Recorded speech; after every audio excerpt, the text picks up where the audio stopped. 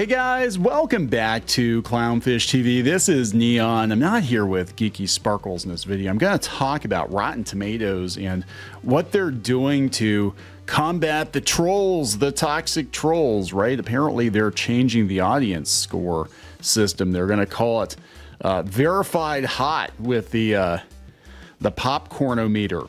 Yeah, apparently they're getting rid of the audience score in favor of only verified ratings to combat what they are calling review bombing. This is where, audience the audience, the verified audience goes in and says, hey, I hated this movie, hated this show, whatever. And I'm not exactly sure, I'll be honest, how they verify that. I know if you buy your tickets through Fandango that you're able to leave reviews for movies that you actually have seen, that you purchased tickets for. But of course, there's all kinds of allegations of review bombing, and studios hate this. They hate this because they don't want to take the hit at the box office. This is why they have review embargoes. Usually they have review embargoes on movies that aren't that good. I mean, not always, but a lot of times if the movie's not that good, they will not drop a review embargo or let you post a review until like the day before the movie comes out. If they think the buzz is going to be good, they'll let you have like a week or so. Sometimes they've done like 2 weeks. I know there's some movies out there that they're like, no, we're going to let people chat the movie up a little bit or whatever. But let's talk about this, because this is all about freaking Captain Marvel and the Marvels, and we don't see this kind of drama necessarily around movies that aren't big box office tentpoles, like Borderlands. All right, that one, the freaking critics savaged it, the audience savaged it, and nobody was really defending it. But God, Captain Marvel. Now, of course, this is a Disney property, and Disney does have ties to the CEO of Fandango, if I remember correctly. I know Geeky had all this stuff kind of sorted out, but everything's up in the air right now. Everything's getting sold off and consolidated or whatever. But apparently at least as of a couple of years ago, when the Captain Marvel, quote unquote review bombing went down, the CEO of Fandango actually was a former Disney employee. So it's very possible they just called him up, phoned a friend and said, hey, could you do something? Because our couple $100 million movie is getting tanked by a bunch of online chuds. But this is Cosmic Book News looking into it. So again, I do not know. I'm going to take his word for it. We're going to read what he has to say about it. Before we get into it any further, please subscribe for more pop culture news, views, and rants, guys. This is Matt McGloin. Rotten Tomatoes drops audience score in favor of verified ratings to combat review bombing. New Popcornmeter system is announced along with score display thresholds. So they've officially dropped their traditional audience score in favor of a new verified ratings Popcornmeter system, which will only measure ratings from fans who have actually purchased tickets through Fandango. Okay, that was how you did the verified. So now apparently you cannot leave a review unless you've bought tickets through Fandango. What if you go through another system? What if you buy them at the box office? The one theater we go to, it's independently owned, and we buy tickets through their website or just buy them at the box office. The announcement marks the first major change to Rotten Tomatoes since back in 2019, following the Captain Marvel controversy, when Rotten Tomatoes dropped the audience want to see feature. Yeah, you can't have randos having any power, right? Audience score drop for Popcornmeter. When users go to Rotten Tomatoes now, they will see the Popcornmeter instead of the audience score. That's not all, folks, as Rotten Tomatoes has also revamped how it makes scores available, which depends on the movie's box office estimates. See below. That's confusing. No longer will scores be made available right away with a limited number of reviews or ratings available. So here are 2 screenshots. Okay, he's got 2 screenshots. 2 screenshots from the Rotten Tomatoes listing of Deadpool and Wolverine of a before and after at different dates featuring the new verified Popcornmeter system. So it had a 97% audience score with 5,000 verified ratings. Okay, Now it's 95% Popcornmeter, 25,000 plus verified ratings. So could a studio, hypothetically speaking, I'm not saying they're going to do this.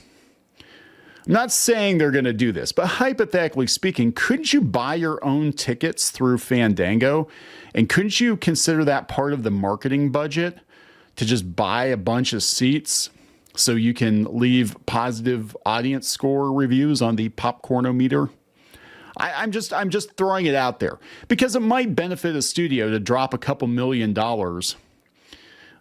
to buy seats, verified Fandango seats, so they could leave, thousands or whatever, reviews they want to leave to boost their score. I'm just saying. I'm not saying they're going to do that. I'm just saying it's possible. It's plausible.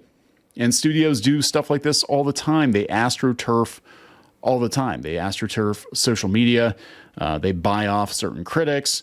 They dampen negative reviews. Let's, remind you guys, it's because of Disney that they got rid of the dislike button on videos because of the Kathleen Kennedy video, if I remember correctly. That's why they got rid of the dislike button. They hid the dislike button on YouTube because Disney probably threatened them with an advertising boycott, and Disney spends a lot of money on advertising. So it would be nothing for them if they spent $200 million. Again, hypothetically speaking, if they spent $200 million on a movie, what's another $2 million rolled into the marketing budget to buy a bunch of audience reviews? I'm just saying, it seems like it would be relatively easy to do. The audience score has been dropped from TV shows. All right. We also see that user ratings have a verified check mark on movie listings, while those that haven't been verified do not. So if it's not verified, it could just be online trolling. That's what they'll say. It hasn't been verified. It's just the bigots and the misogynists and the trolls. How does Rotten Tomatoes confirm fans bought tickets? It's my understanding. This is Matt McGloin, not me.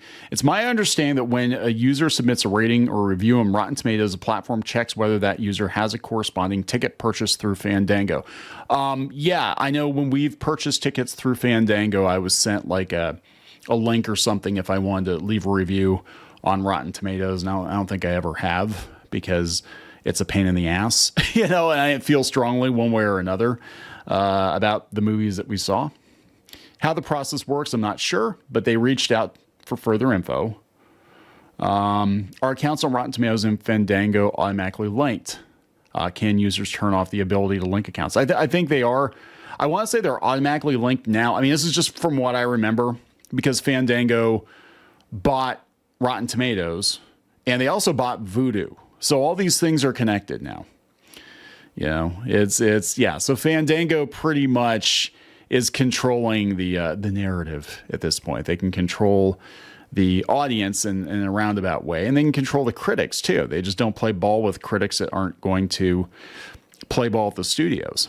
And I do remember, I think it was like 3 years ago, they had this big push for diverse voices as reviewers, as verified reviewers. And I think the reason they did that, it wasn't because they actually wanted diverse voices, because some of the people that they were giving street cred to, they were giving, the ability to rate, to have a critical score on Rotten Tomatoes, right?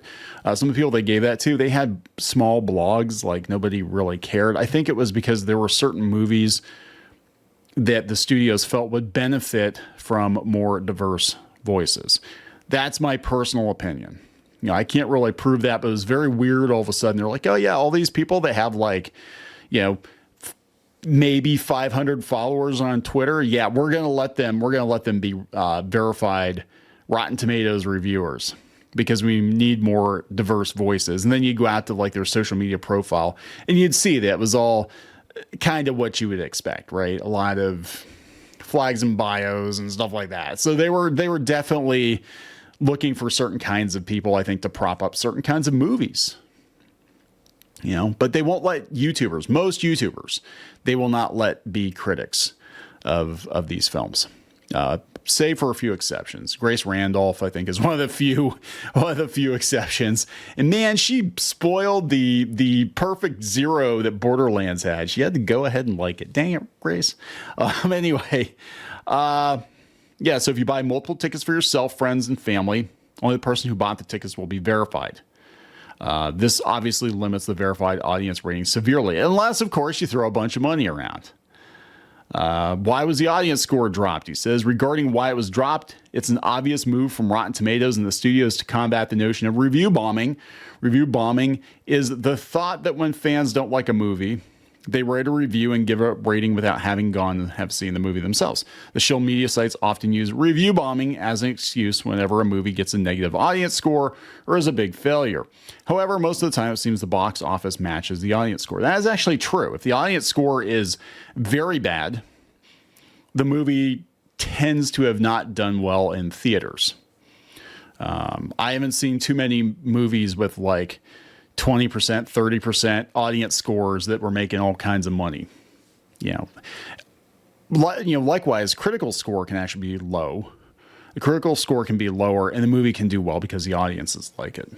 So unlike the old audience score, which could be influenced by anyone, the verified hot badge only considers ratings from users who have proven they actually went to see the movie through Rotten Tomatoes, verifying the purchase on Fandango. Again, I mean, I think it's good to verify if they are trying to cut down on people just, spamming Rotten Tomatoes. And it works both ways. There are people that artificially inflate it. 5 stars, best movie ever, whatever. Did this person actually see the movie?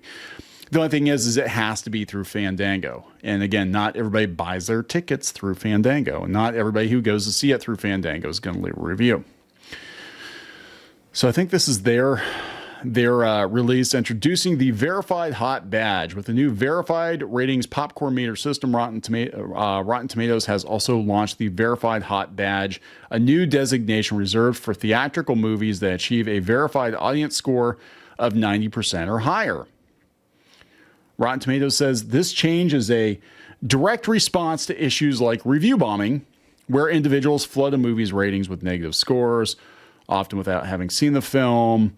Retroactive application and expansion. That's interesting. The new verified hot badge isn't just for new releases. Rotten Tomatoes has retroactively applied this designation to over 200 films dating back to 2019, that blessed year, the last of the before times, before the pandemic. And that was the year that there was all kinds of controversy around Captain Marvel, right? Top Gun Maverick, Color Purple, Parasite, Oppenheimer, Spider-Man 3. Beyond the verified hot badge, Rotten Tomatoes has also revamped its Popcornmeter designations. Movies that score above 60% with at least 3.5 stars will be labeled hot. So all it takes to get a hot is 60%. And people are going to look at that and be like, well, it's hot. It must be a good movie. Those falling below that threshold will be marked as stale. So from my understanding, it's 90% for the special verified hot badge. In addition to the verified hot badge, Rotten Tomatoes has implemented new rules for when scores appear on the tomato meter. Critical score and Popcornmeter, formerly known as the audience score, the number of reviews required for a score to be displayed now varies based on a film's projected domestic box office performance. Larger budget and generally more widely released films will need more reviews to get a score to first display. Smaller, limited budget movies will require fewer. So they're not going to show it to you right away. Rotten Tomatoes released the following charts for the tomato meter and the new popcorn meter. Total projected domestic forecast, 120 million plus. Average number of critic reviews, 350. Tomato meter review threshold, 40. So it's not that terrible. Oh, no. Okay. So tomato meter, 40 would trigger the audience score. Now it takes 500 verified through Fandango to trigger the audience score. So by the time you get those 500 verified reviews, it could be, theoretically, it could be past the opening weekend of the movie, which is the point. The point is to delay the audience score and make it as difficult as possible for the audience to weigh in to save the box office of whatever movie it is, whatever studio it is.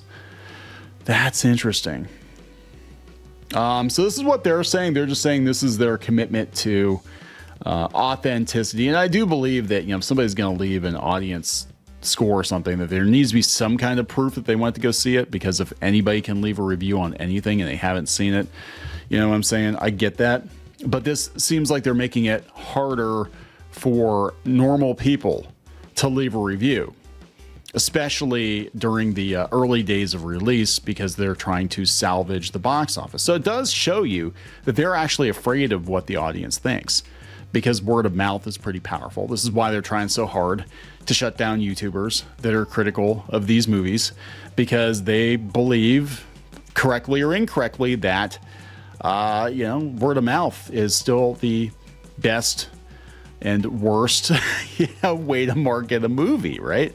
So that's pretty interesting. I don't know, guys. We're gonna wrap this one up. We'll keep an eye on this. Again, I don't know if Rotten Tomatoes really has that big of an effect on the box office of a movie. I don't know if a lot of people go out there and look at the score first, but they do trust word of mouth. They trust their friends' word of mouth. Their opinions on movies. They trust, certain reviewers, I think. I don't know. We'll see. Gonna wrap it up. Please subscribe. We'll talk later.